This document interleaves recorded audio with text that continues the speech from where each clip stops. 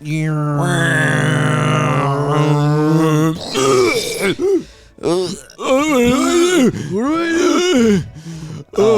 know what we have to do. We have to go back to this stupid level because I missed 2 guys. We're missing 2 boys. I can't believe I missed 2 guys. I can't believe it either. You know what?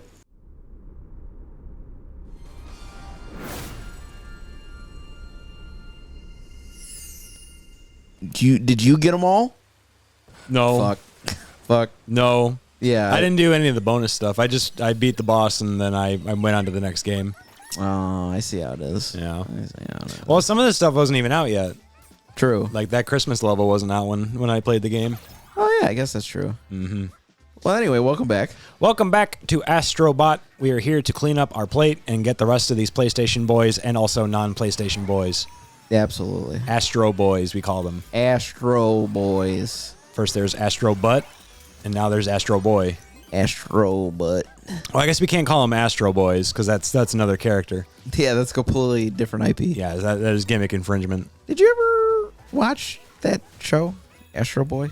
I did when I was younger for a bit. When I think I only remember seeing like one episode when I was a kid, but yeah, how I found out about Astro Bot or Astro Boy was every so often on Toonami they would do like these monthly specials where it's like for the entire month we're doing all robot shows, and they would show like Gundam or was it the big Gigantor? I think was one of them. Maybe Astro Boy. They would show. I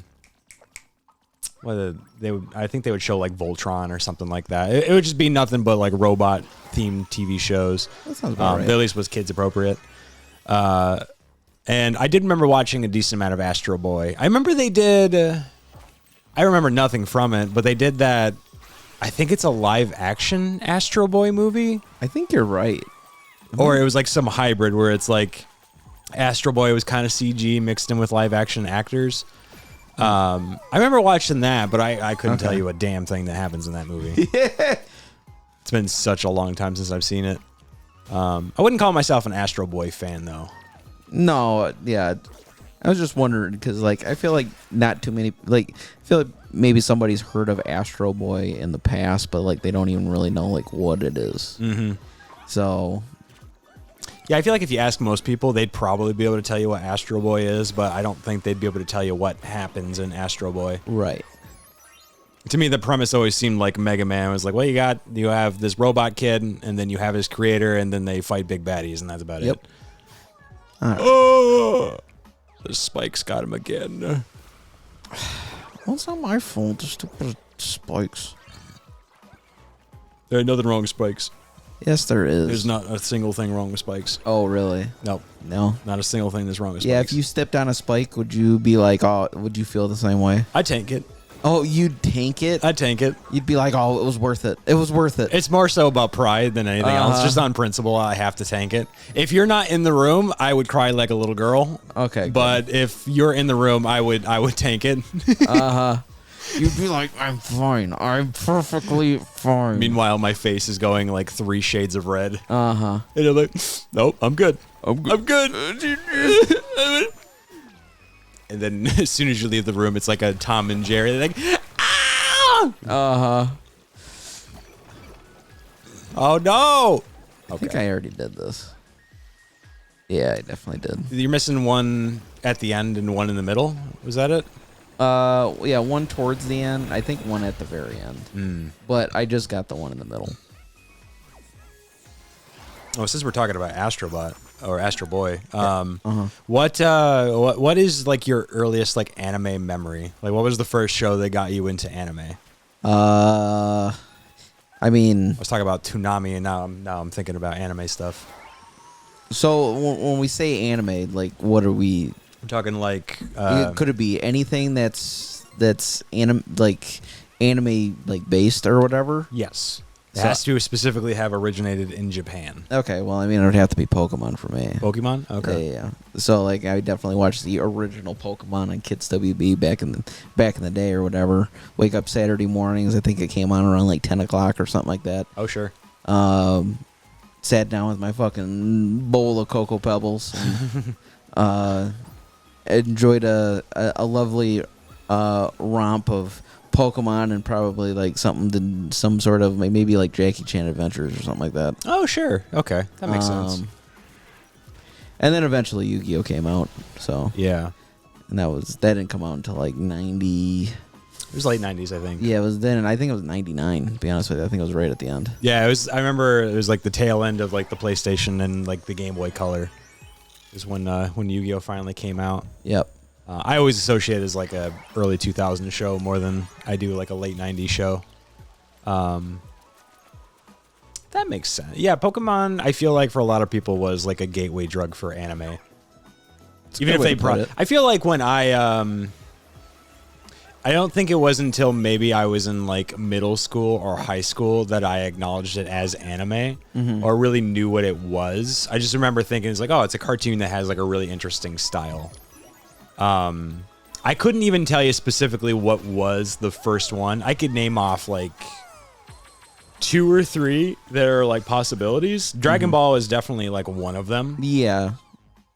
I have like a very vivid memory of going to, I think I was like, we were like going up north. We were going camping.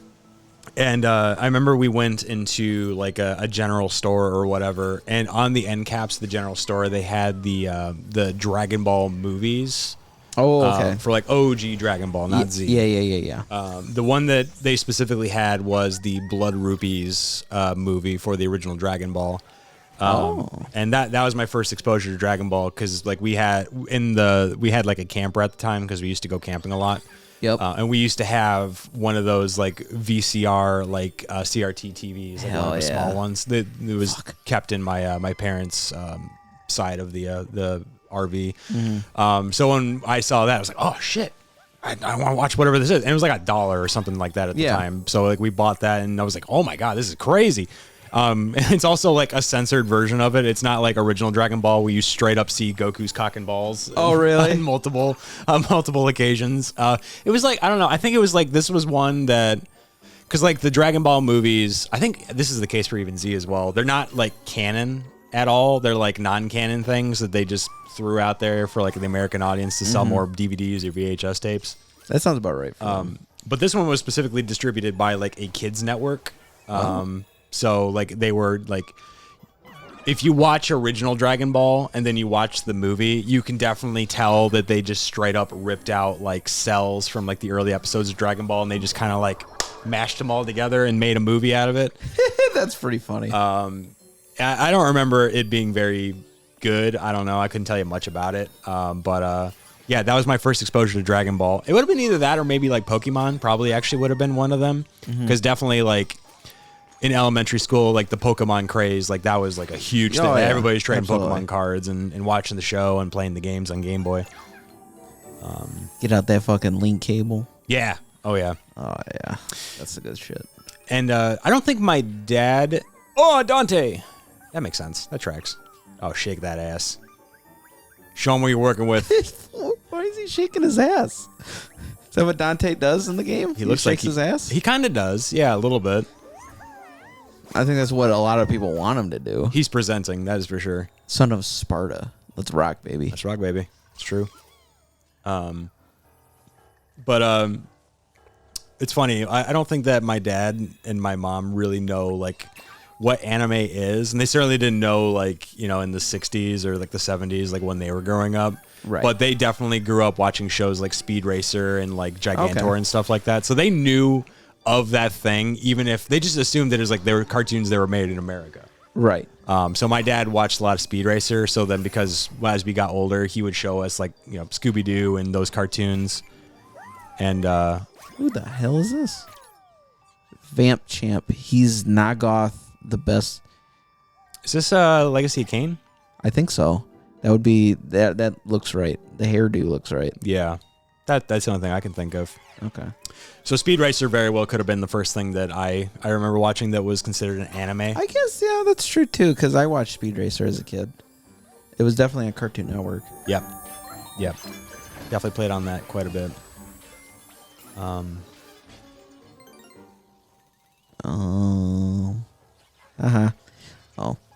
fuck off. He was gonna hit me. Yeah. I just know that was gonna ruin my day right there.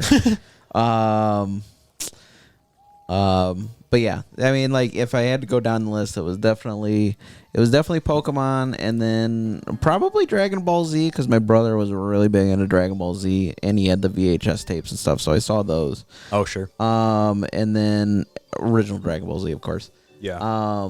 And then Yu-Gi-Oh! Once that came out, like I watched Yu-Gi-Oh! From like fucking day one. When I was like, what is this fucking show? And Yeah. you know, it was just and then my life turned upside down, and then I thought I could take a minute, just step right there, Chilling, relaxing, maxing out, cool. shooting some b-ball outside the school. Oh, that's a baddie. All right. Fucking I hate these stupid coins. Yeah, it's when they're jiggling and bouncing like that. That's the tell. But yeah, that was my big foray into anime for sure. And then, like, you know, if for some people, the true purists or whatever, like, I guess if you want to get into, like, you know, what people feel is like true anime, because some people just think like, it's the 4Kids dub of Pokemon or whatever. Oh, so sure. like, you know, there's an invisible wall here. Oh. I guess so. Interesting. Oh. Well, how do you get in there? That's what I want to know. Oh, there's a path on the right, maybe? Yeah, maybe I gotta like follow it around or something. Maybe there's like an opening at the top.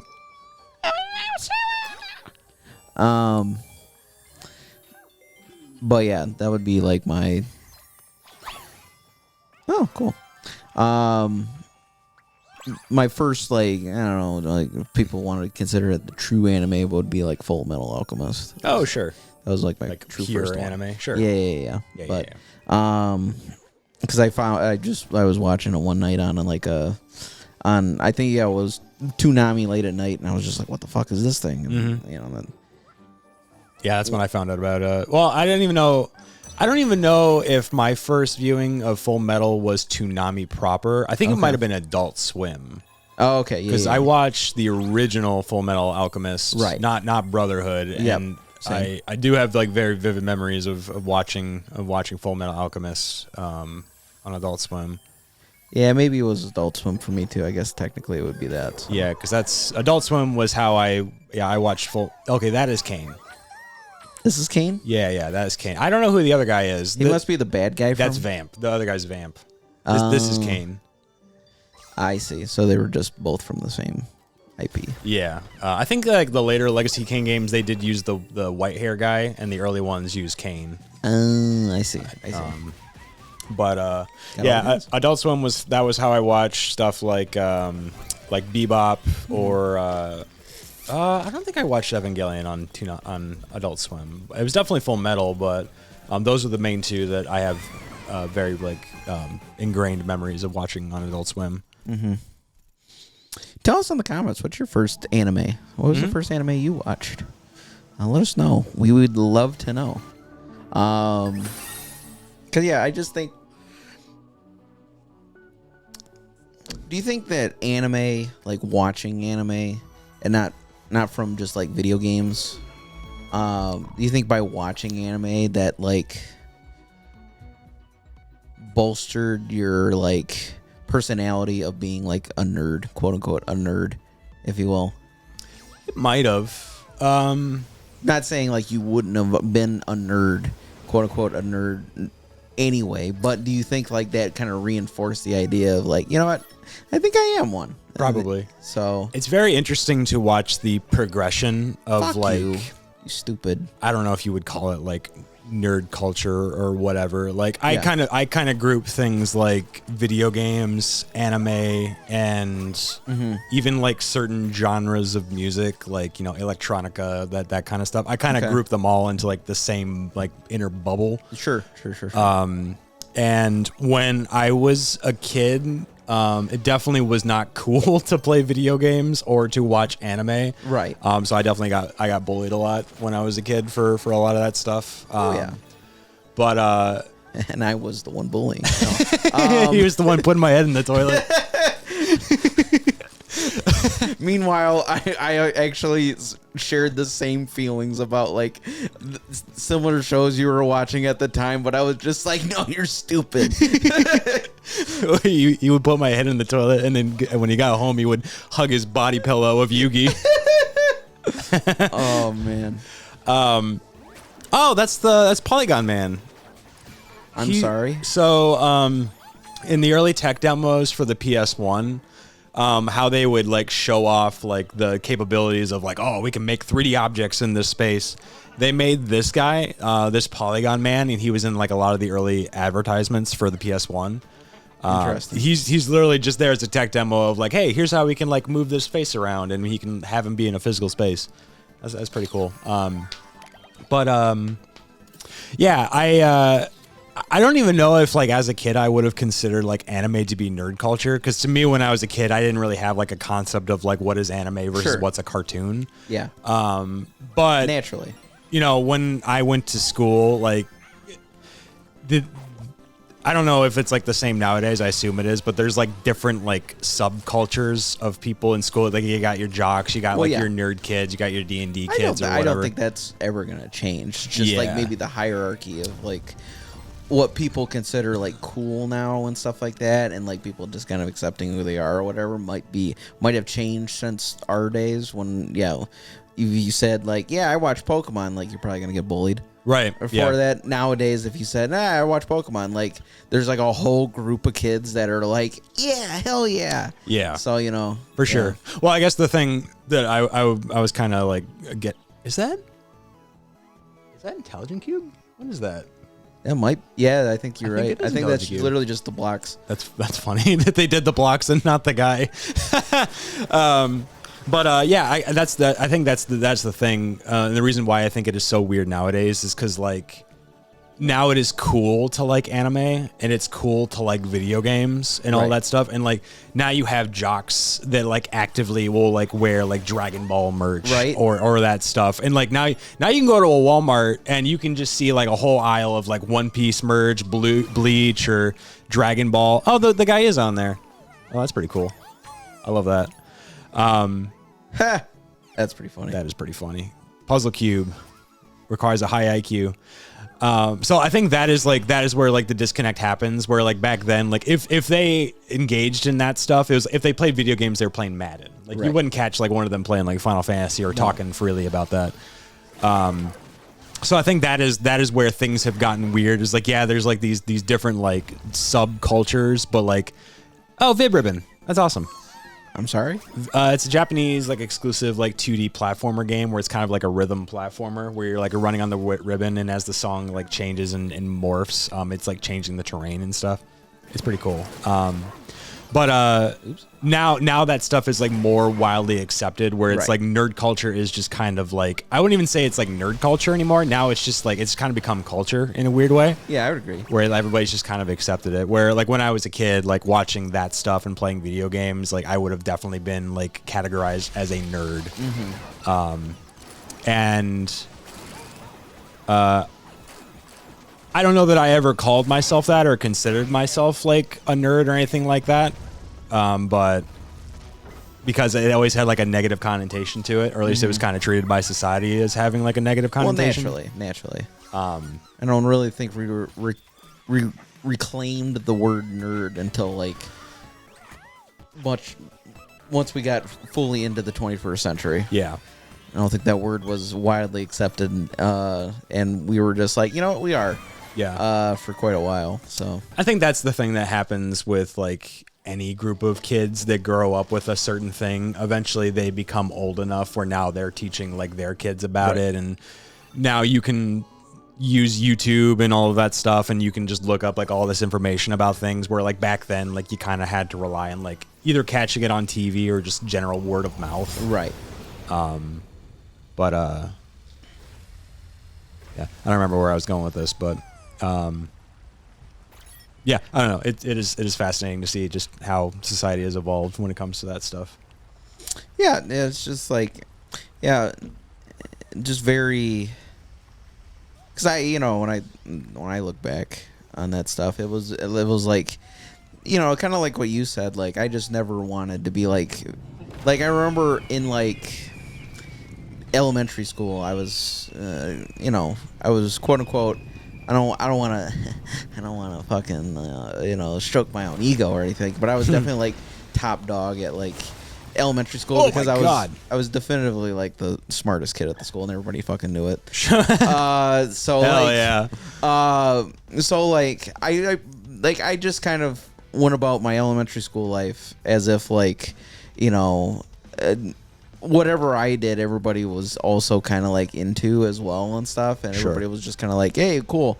But then it was immediately once I got to junior high or middle school, like that's when the culture shift changed for me, and where I felt like I needed to like hide like a lot of like what I felt like was my personality and stuff like that, which was the Yu-Gi-Oh and like the anime culture and just so that way I could like blend in. I wouldn't necessarily say fit in because I never once I got to middle school and high school for sure I never wanted to fit in. Yeah, I just wanted to like blend in and just go about my way. Like I was still pretty smart. I knew my math stuff. I took care of my work and everything like that. But I pretty much just wanted to blend in, get out, like, and then get home so I could do my own shit. Yeah. But I mean, looking back, like I'm like, yeah, like I would say like it was during those later elementary years and stuff when like Yu-Gi-Oh and all that stuff was coming out, was like the time when I can pinpoint like, oh yeah, I was definitely a nerd. Yeah. So yeah, that's fair. Yeah. Oh, those are joysticks for the PlayStation. That's fun. I just realized that.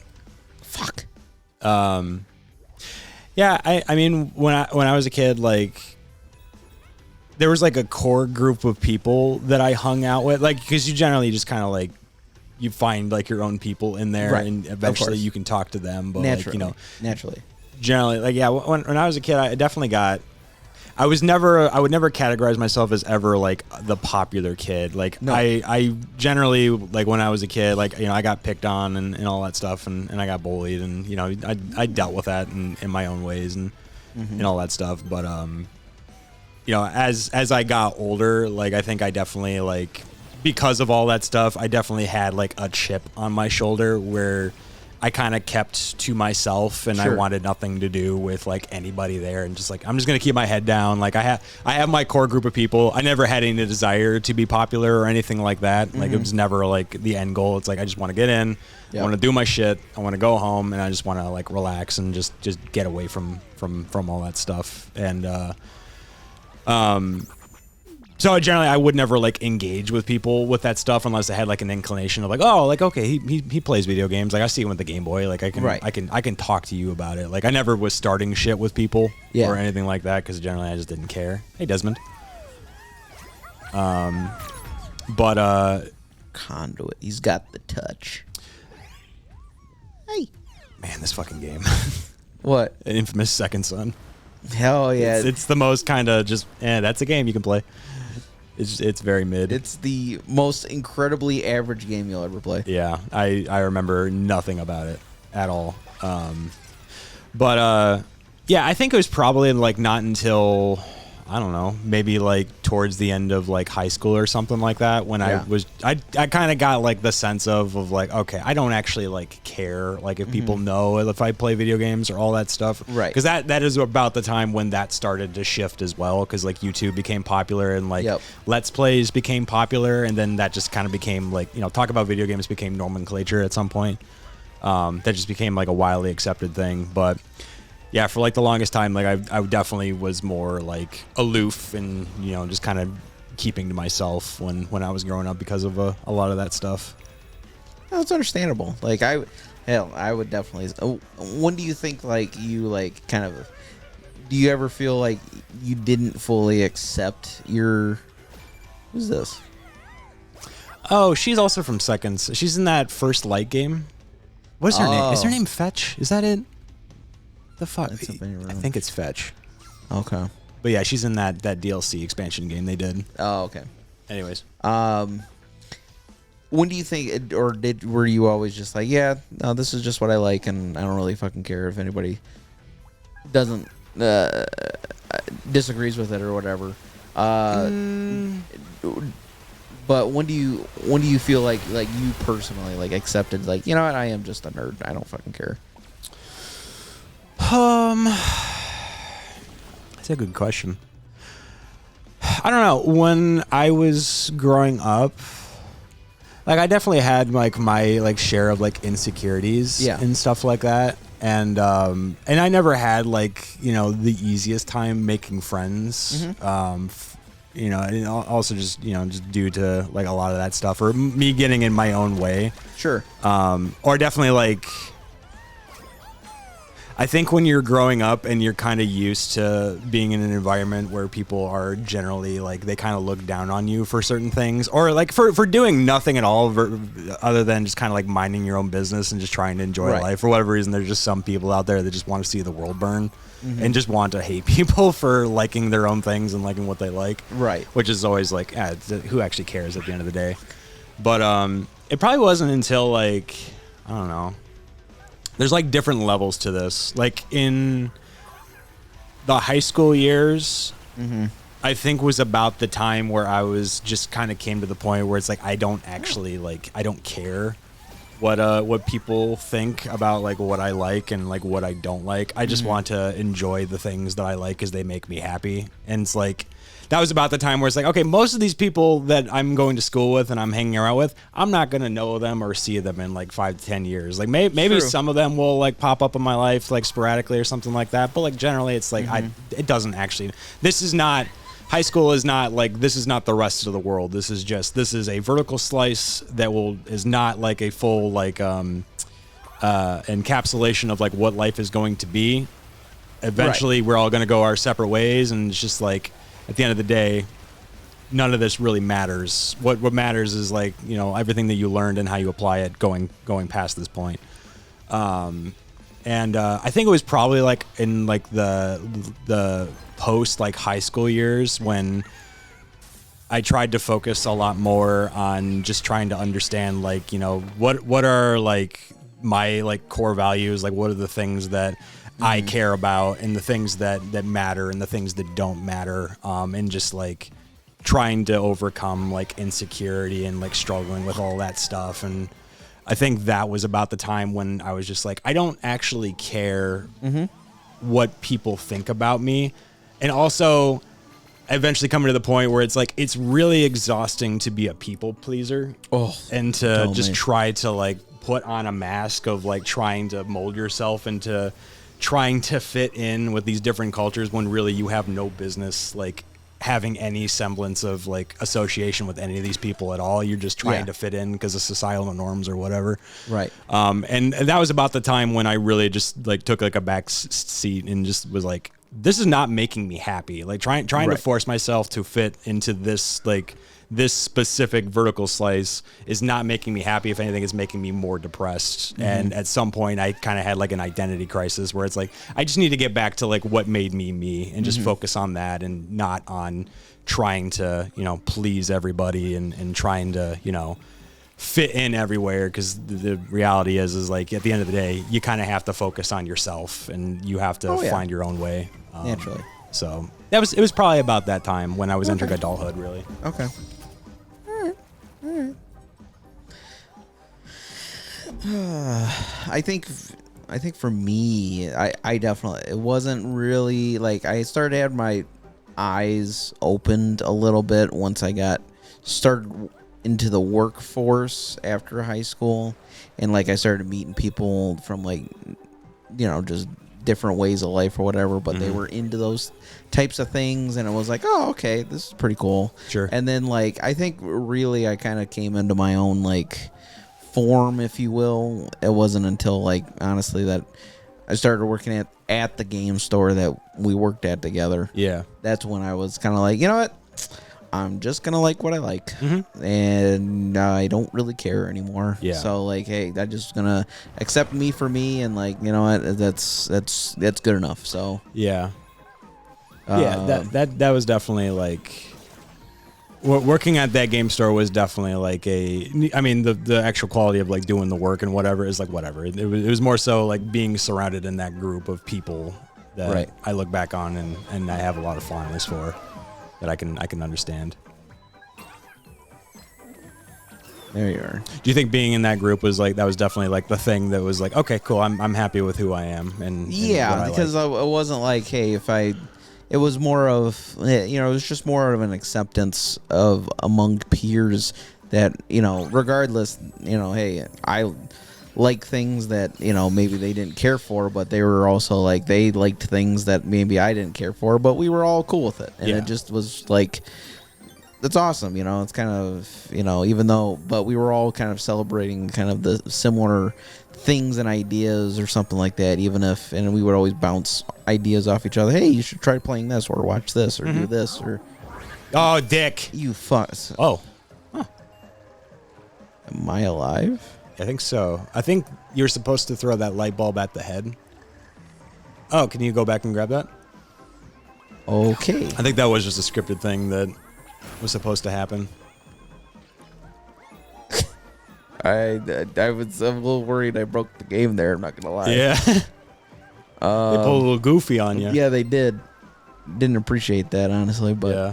Oh man, I hope I didn't fucking. I think you're okay. You think so? Yeah, I think like they wouldn't have put that little light bulb down there behind you if they didn't assume that somebody was going to, accidentally break the sequence. Okay. Yeah, fucker. This is very like Luigi's Mansion coded. Yeah, it is. It definitely is. That's for sure. Yeah, I think the game store experience was really nice.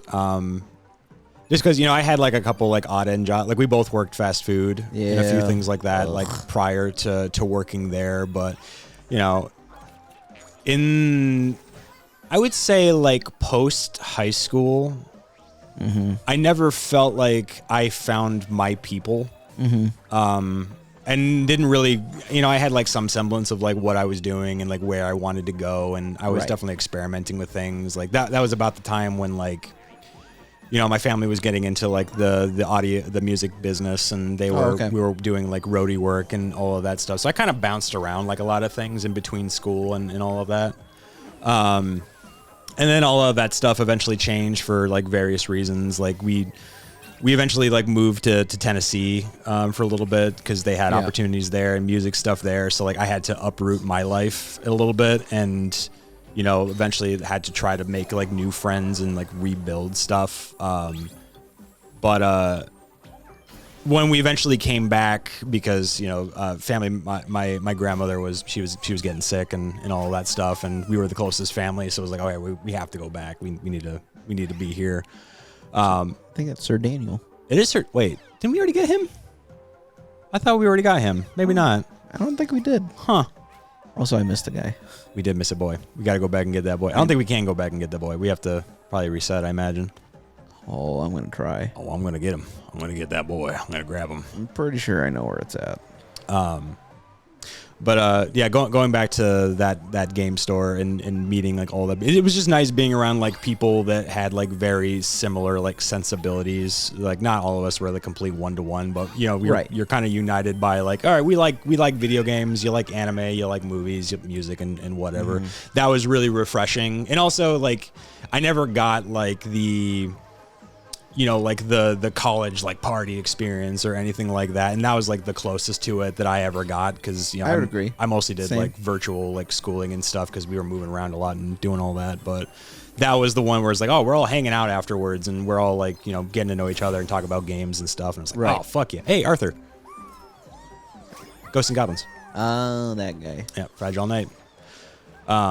And I think that was definitely like the part where I like started to come out of my shell a lot more, especially when it came to talking about like games and all that stuff, and also just being like happy with like hobbies, and eventually led to doing this show and all of that stuff, which I definitely like sorely needed at the time. It was definitely something that I was looking for, regardless of the job and all that stuff. That had its problems for various different reasons, but Right. that core group was essential in just helping me find myself again. What the hell? Fucking bastards. Get your hands off of me. Don't touch the merchandise. Like, literally. Jesus. Do we have all the guys now? Yeah. Well, I just gotta get one more guy, but he's up ahead, so. Oh, trust me, I'm on top of. I always find the guys. Sometimes they find me. It's true. Like a gay guy on a Friday night.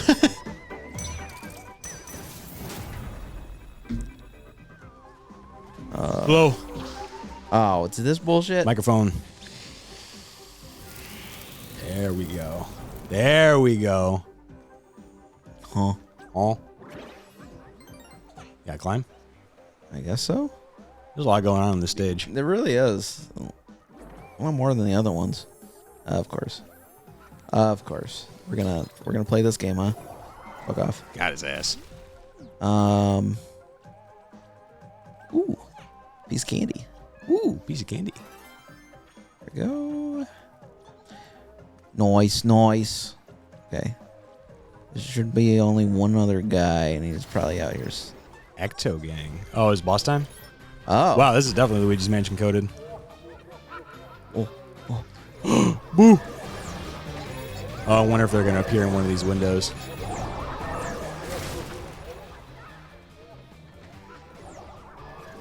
This is like that Luigi's Mansion arcade game. Oh, yeah. Yeah, that's right. Oh! Cool. Got you. Got his ass. Got him. Got him. Oh. Oh, there's speedy ones. Is this using the motion controls? Yeah. A little bit. Oh, Pyramid Head. Oh, that makes sense. That tracks. The Executioner. Impractical Butcher. Heavy is the head that wears the pyramid. So true. That is true. That is definitely true. Have we even had any Silent Hill guys? This might be the first one. I don't know that we've gotten any ones before this. Huh. Yeah, I was just thinking about that because Silent Hill is definitely a Sony thing. So This, are these lost levels, are they the ones that were already in the game, or was this added after the fact? I'm pretty sure these ones are already in. Okay. Yeah, because I wonder, the timeline maybe matches up, but this would have been around the time when they were doing that Silent Hill 2 remake. Okay. So that'd probably be why they threw them in here like this. Let's see. Do you want to do another one, or do you want to wrap it up and come back to another? I think we can do one more. One more? We'll go into Rocket Power. Rocket Power. Rocket Power. Classic Nintendo. Nickelodeon IP. Yeah. We love Rocket Power. I just recently was looking up some stuff about the making of, like, because the team that made Rocket Power is the same one that made, like, Rugrats. Yep. And there's a third one. You can tell by the art style. Yeah, you can definitely tell by the art style, but I never realized how much drama there was, like, surrounding the making of those shows in particular. Oh, really? Because I guess the original show was made by, oh, goodness, I need to look up their names, but... Supo or whatever? Yeah, it was like Calypso, something like that. That was the team, or whatever it was, but it was a married couple. Yep.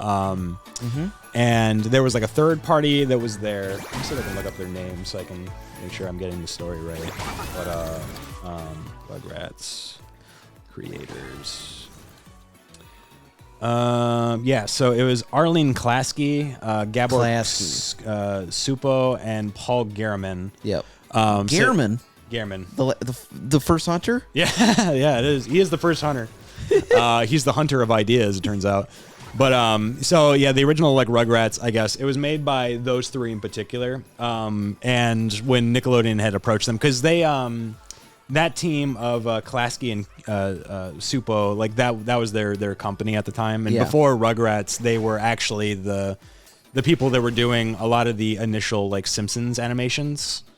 Before it got picked up by Fox, and they really ran with it and made it into a show. But they were in charge of, like, they created like Marge's design and like the Simpsons having like the yellow skin and all of that stuff. Like those are all like their creations and their design work. I guess that tracks.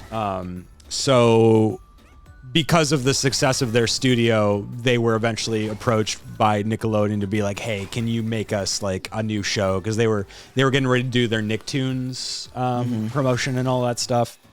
And at the time, the married couple of Gabor and Arlene, they had kids, and because that was like the only thing that was really going on in their life, they were like, "Oh, let's just make a show about babies and all that stuff." And Okay. I guess Gehrman, he was also a part of like the writing project, and he was the one who like took characters like Angela and made her just like the devil essentially. And like there was like a bunch of infighting because like Arlene, who was like the main creative force. Who is this? I think it's that VR game, the one where you like paint on the walls and shit. Oh, that thing. I can't remember what it's called. I don't remember either. Yeah, I forgot that.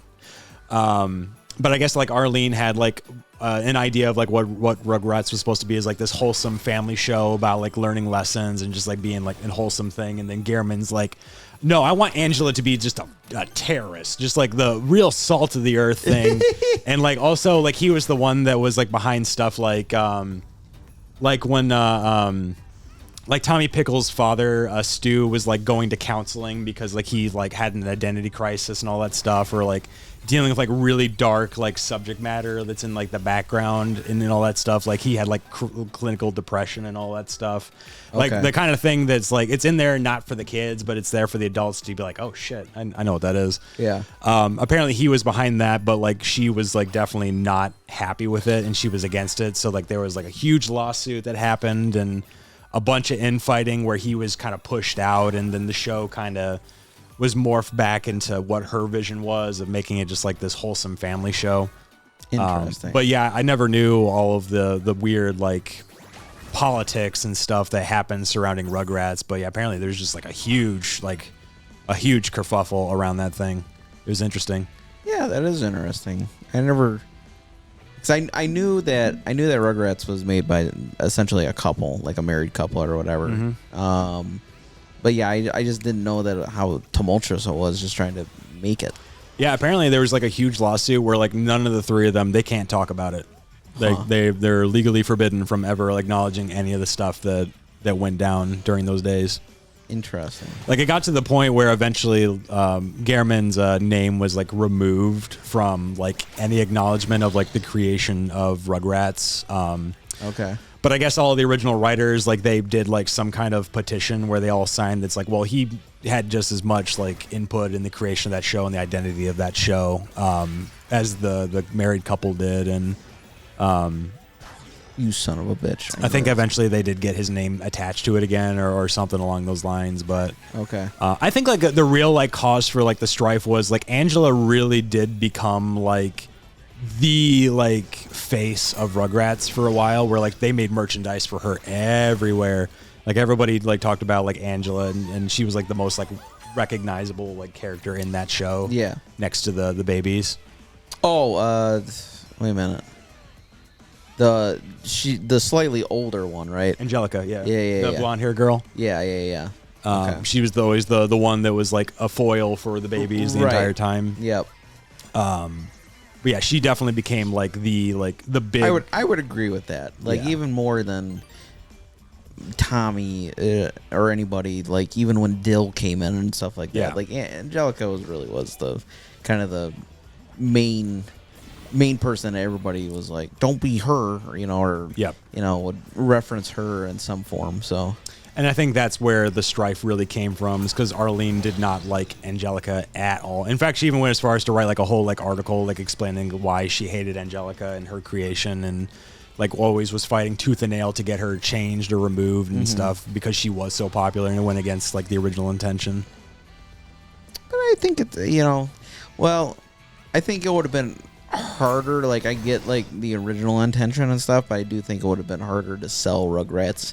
Oh yeah. If you're just like everybody just wants to learn lessons and stuff like that as a cartoon, because like I mean at the end of the day kids want a little something a little bit more than that. Is this just a VR person? Oh, you know that VR game that you played with a shooter? The Super Hot? No. There was like a space like VR game on the PS4 that I remember you playing once. Yeah. That might be what this is. Okay. Maybe. I don't know. I could be wrong. He's like a space dude in a VR headset, so that's the only thing I could think of. Yeah. But I just remember that because they sold that like gun bundle that came with that game, and I did play that for a little bit, but then I got motion sick, so I was like, nope. Yeah. Can't play anymore.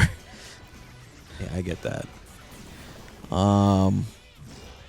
But yeah, no, it's very like I think when I think about 90s shows, and like I think it's admirable that they wanted to have like a somewhat of a more wholesome show and stuff. But when I think 90s shows, like all the 90s shows that I think of, they all had like some sort of, I wouldn't say bad guy, but just somebody that you weren't supposed to like. Yeah. And that was like part of like the show, and they were always like the comedic relief, or like everybody knew like I don't want to be them anyway, but the fact that they're in there and they're always screwing up or something like that, that's just good wholesome fun. Yeah. You need a little menace. Yeah. It can't just all be like just a fun, pleasant time. Right. So I ultimately, I think Angelica being in the show, obviously it worked out pretty well because people know Rugrats even now. But oh yeah. Yeah, I can't imagine. I can't imagine. There's very few shows that you can make where it's just like, what'd you learn? And like,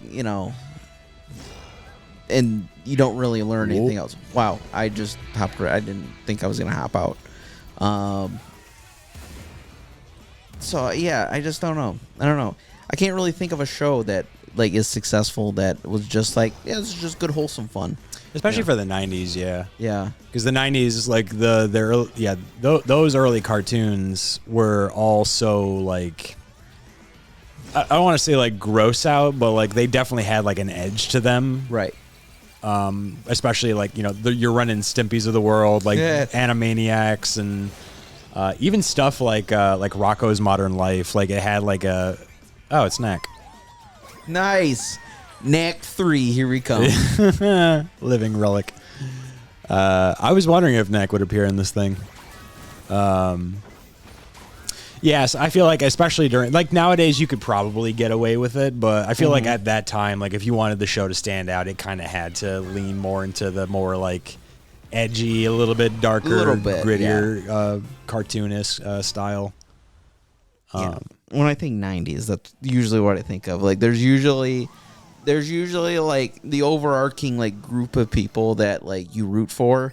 Then there's like some one or two people, like hell, even just to go back to anime, like it's like the whole thing with Pokemon. Yeah, it's like you have your group of people, Ash and like the two others, whether it's Misty and Brock, or Brock and May, or any of the other girls that replaced Misty as they went down the line or whatever. But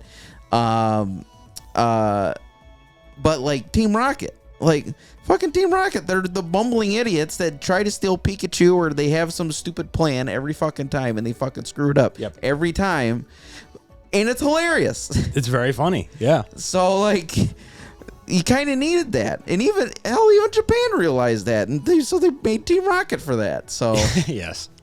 So I mean, yeah. So I feel like it's very hard for me to even like pinpoint a show that's even just like a drama or something like that, where you don't have like just something that's stokes the fire a little bit. Sure.